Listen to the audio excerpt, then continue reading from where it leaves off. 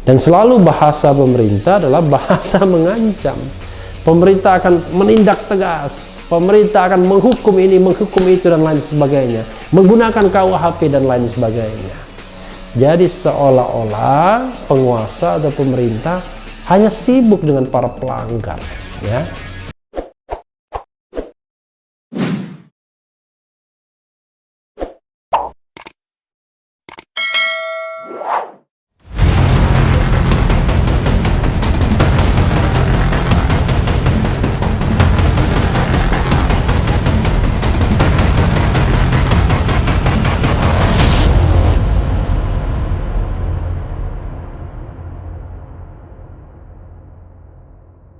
Assalamualaikum warahmatullahi wabarakatuh, Sobat RH sekalian.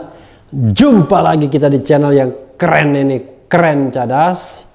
Nah, kali ini saya mau membacakan berita yang luar biasa ini ya, yaitu sebagaimana dilansir CNN Indonesia, masa kepung rumah Mahfud MD di Pamekasan.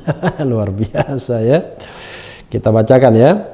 Pamekasan, CNN Indonesia. Rumah Menteri Koordinator Bidang Politik, Hukum dan Keamanan, Menko Polhukam, Mahfud MD di Kelurahan Bugih, Kabupaten Pamekasan, Jawa Timur, dikepung massa Selasa 1 Desember. Massa mulai berdatangan sekitar pukul 13.45 waktu Indonesia bagian Barat. Belum diketahui pasti alasan massa mendatangi rumah Mahfud. Namun, sebelum bertolak ke rumah Mahfud, massa menyampaikan aspirasi ke Polres Pamekasan, meminta agar pemimpin Front Pembela Islam FPI Rizik Syihab tak dijerat sebagai tersangka. Pantauan cnnindonesia.com di lokasi, warga sekitar rumah Mahfud mengaku kaget massa mobil truk. Jumlah warga yang menggeruduk rumah Mahfud mencapai ratusan orang. Aparat keamanan sempat kecolongan menghalau massa. Polisi terhalang mobil yang digunakan massa. Meskipun demikian, polisi berhasil membubarkan massa yang baru 5 menit menyampaikan aspirasi. Halili, 40, warga setempat sekaligus saksi kejadian, mengatakan pihaknya tidak paham dengan kedatangan massa mengepung rumah Mahfud MD. Tidak tahu arahnya massa dari mana, namun tiba-tiba membludak, kata Halili kepada cnnindonesia.com. Halili mengaku tak terlalu memantau aktivitas rumah Mahfud, namun rumah mantan Ketua Mahkamah Konstitusi tersebut dalam keadaan terkunci. Kalau jumlah massa yang ikut truk itu kisaran 20-30 truk, ujarnya. Truk atau truk, tulisannya truk ya, tapi bacanya truk. Ketua RT 05 Selamat membenarkan kedatangan massa ke rumah Mahfud. Saat kejadian, Selamat tengah berada di kantor. Ia mengaku mendapat kabar dari warga setempat terkait kedatangan massa. Setelah saya cek, ternyata di rumah Pak Mahfud MD, katanya. Kapolres Pamekasan AKBP Apip Ginanjar enggan menanggapi kedatangan massa ke rumah Mahfud. Luar biasa ya. Jadi Sobat Era sekalian, itu berita tentang massa yang menggeruduk rumah Menko Polhukam Mahfud MD ya. Ini ada lagi berita yang kurang lebih sama ya, dari newsdetik.com ya, kurang lebih sama. Coba kita bacakan ya, versi yang berbeda dari detik.com ya. Datangi rumah Ibunda Mahfud MD, massa suarakan bela Habib Rizik, yang agak berbeda sedikit ya. Kediaman Ibunda Menko Polhukam Madura didatangi puluhan orang. Massa mengungkapkan aspirasinya yang kontra dengan pernyataan Mahfud MD terkait permasalahan hasil tes swab atau swab gitu ya, COVID-19 Habib Rizik. Kapolres Pamekasan AKBP Apip Ginanjar mengatakan awalnya ada 200-an orang yang menggelar aksi di tengah kota, tepatnya di area Loncar, Pamekasan. Lalu massa pun diajak audiensi di Polres Pamekasan. Memang ada dari aliansi umat Madura, habaib dan ulama yang memberikan pernyataan sikap terkait dengan yang di Jakarta yang Habib Rizik itu, kata Apip membuka ceritanya saat dihubungi Detikcom di Surabaya Selasa 1 Desember 2020. Jadi ada sekitar tadi 200-an massa dan semuanya ada di area Lancor, tengah kota. Di Polres hanya audiensi sekitar ada 10 orang. Sudah kita terima dan memberikan pernyataan sikap pada kita. Sudah kita laporkan pada pimpinan, tambah Apip. Setelah pulang ada puluhan orang dari massa tersebut yang melewati kediaman Ibunda Mahfud MD. Lalu massa berhenti dan turun dari kendaraan. Apip mengatakan pernyataan sikap massa di depan rumah Mahfud MD tidak berlangsung lama. Dia menyebut situasi juga kondusif dan aman. Setelah pulangnya, kan jalurnya berbeda-beda. Begitu sampai di depan kediaman Pak Mahfud MD, ada yang berhenti dan turun dan itu tidak berlangsung lama. Tidak sampai 10 menit, hanya 6 menit. Namun kita sudah antisipasi dan ada pengamanan imbuhnya. Video kedatangan puluhan orang ini viral di aplikasi percakapan. Dalam video berdurasi 28 detik ini, tampak massa didominasi laki-laki. Puluhan orang ini terlihat menggunakan busana muslim, mulai baju koko, sarung lengkap dengan kopiah dan serban. Serban rupanya, bukan sorban ya, serban. Rumah Mahfud MD yang di Madura, Pamekasan digerebek massa, ucap salah seorang dalam video yang dilihat Detikcom. Selain itu, dalam video terdengar massa yang berteriak-teriak meminta Mahfud MD keluar dari rumahnya. Mahfud, Mahfud, keluar Mahfud, teriak massa. Lah, Mahfudnya di mana? Sebelumnya Mahfud menyayangkan sikap Habib Rizik yang menolak dilakukan penelusuran kontak. Padahal Mahfud MD menyebut Habib Rizik melakukan kontak erat dengan pasien COVID-19. Kami sangat menyesalkan sikap saudara Muhammad Rizik Syihab yang menolak dilakukan penelusuran kontak. Mengingat yang bersangkutan pernah melakukan kontak erat dengan pasien COVID-19, kata Mahfud melalui siaran YouTube BNPB Minggu 29 November 2020. Tak hanya itu, Mahfud menegaskan pihak pemerintah akan mengambil tindakan tegas terhadap siapapun yang melanggar ketentuan tersebut. Bahkan siapapun yang menghalang-halangi petugas dalam pelaksanaan tugas pelaksanaan tersebut bisa dikenai hukuman berdasarkan pasal 212 dan pasal 216 KUHP. Pemerintah akan melakukan langkah dan tindakan tegas bagi siapapun yang melanggar ketentuan yang membahayakan keselamatan dan kesehatan masyarakat. Terkait dengan itu, maka pemerintah juga menegaskan akan terus dilakukan proses-proses hukum sesuai dengan hukum yang berlaku demi kebaikan bersama dan dalam rangka tugas negara atau tugas pemerintah untuk melaksanakan upaya pencapaian tujuan negara, ujar Mahfud. Ya, sobat era sekalian, ya kita tahu bahwa tujuan negara kita adalah melindungi segenap bangsa dan seluruh tumpah darah, mencerdaskan dan juga mensejahterakan. Tapi yang terjadi, yang sering kita dengar dari para penguasa, pemerintah adalah ancaman. Nah, ini kan paradoks ya. Alasannya adalah mengancam satu kelompok untuk kemaslahatan melindungi kelompok yang lain. Kadang-kadang tidak benar juga, maksudnya kadang tidak seperti itu logikanya. Jadi saya pernah misalnya berpidato mengatakan, bisa nggak negara itu bertindak sebagai orang tua? Bertindak sebagai bapak yang bijak, welas asih melihat warga negaranya. Walaupun misalnya ada warga negara yang bandel betul ya, sebagai anak, yang satu nurut betul, tapi perlakuannya setara, tidak diskriminatif. Karena itulah tugas negara, tugas penguasa sesungguhnya. Jadi dalam rangka melindungi, mensejahterakan dan lain sebagainya, bukan berarti menggunakan politik belah bambu, diinjak yang satu, angkat yang lain. Nah, dalam kasus Habib Rizik ini, menurut saya, sobat era sekalian, ada kesan ya, mungkin saya salah, ada kesan kasus ini terlalu di blow up.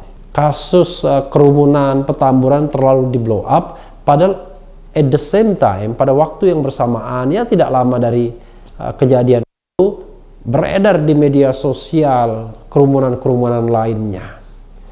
Bahkan kerumunan di bandara yang jelas-jelas juga banyak orang, ya tidak dilakukan investigasi lebih lanjut. Tapi khusus Habib Rizik dan Petamburan seolah-olah ini special case, ya. Sehingga semua pejabat publik semua melontarkan pernyataan, mulai dari Menko Polhukam, bisa juga misalnya Kapolda Metro Jaya dan pihak-pihak lainnya. Dan selalu bahasa pemerintah adalah bahasa mengancam. Pemerintah akan menindak tegas, pemerintah akan menghukum ini, menghukum itu, dan lain sebagainya, menggunakan KUHP dan lain sebagainya. Jadi seolah-olah penguasa atau pemerintah hanya sibuk dengan para pelanggar, ya. Bukan sibuk bagaimana memberantas korupsi, sibuk bagaimana menghilangkan atau menurunkan angka kriminalitas, ya. Sibuk mengatasi human trafficking dan lain sebagainya yang merupakan tindak pidana yang memang dari sononya merupakan tindak pidana yang biasa disebut dengan mala in se, bukan mala in prohibita. Ya kalau soal kerumunan ini kan mala in prohibita saja. Tindak pidana dijadikan tindak pidana karena ada aturan yang mengaturnya, karena dilarang oleh undang-undang. Ya, Undang-Undang Nomor 6 2018 tentang kekarantinaan kesehatan masyarakat memang memungkinkan untuk melarang orang berpergian dengan menerapkan karantina kesehatan, ya, baik itu karantina rumah sakit maupun karantina wilayah. Mereka yang melanggar itu bisa dikenakan ancaman hukuman 1 tahun, denda, dan atau 100 juta rupiah sebagaimana bunyi pasal 93. Tapi soal kerumunan dalam konteks PSBB memang debatable. Apakah itu merupakan tindak pidana ataukah itu sesungguhnya sebuah perbuatan yang hanya bisa dikenakan sanksi administratif saja. Karena kalau saya sudah katakan, ya, kalau itu dianggap tindak pidana, maka ribuan orang dan jutaan orang di seluruh republik ini harus dipidanakan semua berdasarkan prinsip equality before the law. Nah, khusus Habib Rizik sebenarnya memang, ya, ada question mark-nya, ada pertanyaan besarnya. Kenapa Habib Rizik menolak untuk tracing di tes swab ulang misalnya? Padahal dia merasa bahwa Mercy sudah memberikan record kepadanya dan dia mengatakan bahwa dia sehat-sehat saja. Di sini sebenarnya saya sudah singgung pada video sebelumnya soal trust. Nah, soal trust ini agak berat memang mengatakannya. Yaitu begini sederhananya. Kita percaya ada COVID-19.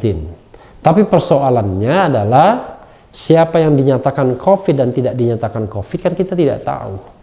Memang berdasarkan hasil tes swab atau swab, ya. Tapi kan sampel air liur kita, ya, itu dibawa ke laboratorium dan kita pasrah menunggu pengumuman apakah kita akan dinyatakan swab atau tidak. Saya membayangkan mungkin orang seperti Habib Rizik berpikir, waduh, kalau saya diperiksa oleh petugas medis yang ditunjuk pemerintah sementara dia berposisi sebagai oposisi, maka dengan gampangnya jangan-jangan dia langsung dinyatakan sebagai terkena COVID-19. Nah, spekulasi itu sangat mungkin. Karena itulah perlu dialog, perlu pihak yang netral. Ya, misalnya Mercy, ya, untuk melakukan tes swab sehingga hasilnya bisa dipercaya kedua belah pihak. Walaupun dalam konteks ini saya tahu Mercy sudah mengeluarkan pernyataan yang, ya, katakanlah mengkritik Wali Kota Bogor Bima Arya Sugiarto yang memaksa menggeruduk Rumah Sakit Umi tempat beristirahatnya Habib Rizik, dan Habib Rizik pun kabur karena dia tidak mau digeruduk dan tidak mau dites atau swab ulang. Karena kalau dites swab ulang, ya tadi saya katakan bisa jadi kemungkinan langsung dinyatakan sebagai positif COVID-19. Ya, lagi-lagi soal trust ya. Soal trust itu sulit ya. Saya menganggap bahwa sepertinya ada sesuatu ya antara pemerintah penguasa dan Habib Rizik ini, atau cara penguasa pemerintah memperlakukan kelompok-kelompok oposisi seperti Habib Rizik ini. Saya setuju, harus ada yang namanya equality before the law. Tidak boleh ada kelompok di atas hukum. Tapi tidak boleh juga ada kelompok yang diperlakukan seperti target, seperti sasaran. Karena negara ini harus menghukum orang jahat, bukan orang yang berbeda pandangan politik. Bukan karena orang yang beropini saja. Yang jahat tadi saya katakan dia pencuri, pemerkosa, perampok, penjamret, dan yang paling penting juga bukan pemerkosa, tapi pemerkosa juga, pemerkosa uang rakyat, uang APBN, yaitu koruptor. Nah, itu yang harus menurut saya betul-betul diperhatikan. Bayangkan, ya kan? Ini mohon maaf nih sobat daerah sekalian, agak keras jadinya. Ketika Edi Prabowo sebagai menteri ditangkap KPK karena korupsi, coba lihat pernyataan-pernyataan dari pejabat publik. Semuanya mengapresiasi. Bayangkan, pengertian mengapresiasi itu begini, ya dia cobaan, padahal orangnya baik, padahal begini, padahal begitu, kebijakannya baik. Coba lihat pernyataan dari Ali Mukhtar Ngabalin terhadap Edi Prabowo. Tidak ada sama sekali keinginan untuk mengkondem bahwa pejabat publik tidak boleh korupsi. Lihat coba pernyataan Luhut Bin Sarpanjaitan, tidak ada yang mengkondem. Tapi orang yang berbeda pendapat, luar biasa diserangnya. Nah, ini menurut saya sudah tidak proporsional lagi kita sebagai bangsa dan bernegara. Kalau saya, orang korupsi itulah yang harus dikutuk habis, bukan orang yang berbeda pendapat dengan pemerintah. Orang yang menggunakan fasilitas negara, fasilitas jabatan, mengeruk kekayaan negara, itulah yang harus dipermasalahkan, yang harus dikejar oleh pihak kepolisian. Ada juga misalnya penegak hukum yang mengaku mendapatkan uang suap dan lain sebagainya misalnya. Itulah yang harus dikejar sesungguhnya. Jangan mengejar orang yang berbeda pandangan politik. Atau kalau melakukan pelanggaran, pelanggarannya itu tidak absolut sebagai sebuah kejahatan. Nah, menurut saya dialog ya itu perlu ya dilakukan. Dialog itu perlu dilakukan. Ya, dialog antar komponen masyarakat. Dialog antara bapak dan anak bangsa. Dialog ya. Jadi sekali lagi, kalau kita balikan kepada kenapa rumah Mahfud MD digeruduk, yaitu saya kira reaksi masyarakat terhadap pemerintah, tidak hanya kepada Mahfud MD. Kebetulan saja mungkin karena demonstrasinya di Madura dan ada rumah kediaman orang tua Prof. Mahfud MD, maka digeruduk. Walaupun saya tahu bahwa di antara orang-orang pemerintah yang selalu mengeluarkan pernyataan keras ya, mau bertindak ini, bertindak itu salah satunya adalah Mahfud MD ya. Ya memang negara harus menunjukkan sikap wibawanya, tapi wibawa itu kan tidak harus dengan pernyataan-pernyataan yang terkesan setiap saat mengancam. Nah, yang diancam itu adalah selalu orang-orang yang berbeda pendapat, bukan orang jahat. Saya pengen sekali mendengarkan, jangan coba-coba korupsi. Kalau korupsi, kami akan tuntut sampai dimanapun. Kami akan kejar harta Anda sampai dimanapun. Tapi begitu ada pejabat yang korupsi, loh, bukannya marah-marah, tapi diberikan simpati malah. Saya tahu Edi Prabowo baik dan lain sebagainya. Kalau baik tidak korupsi. Oke, memang berlaku azas praduga tak bersalah. Tapi saya yakinnya KPK sebagaimana KPK terdahulu tidak akan pernah gegabah menangkap orang dan menjadikan seseorang sebagai tersangka. Pasti buktinya sudah seabrek dan malah jangan-jangan terlambat. Ya, sobat era sekalian, saya berharap bahwa ke depan politik kita makin sehat, komentar-komentar penguasa, komentar-komentar pemerintah makin menggambarkan sebagai penguasa yang berwatak baik, mewujudkan tujuan negara untuk melindungi segenap bangsa, mensejahterakan bangsa, mencerdaskan bangsa. Bukan mengancam bangsa, membodohi bangsa, dan memiskinkan anak negeri sendiri. Yang penting tetap di channel ini, karena di channel ini Anda akan dirayu, ditipu, dibaperin, dicecar, dioper pula di jalur khusus. Karena channel ini adalah channel yang mengancam, memeras, dan membenci. Jangan lupa subscribe, like, comment, and share. Cheers.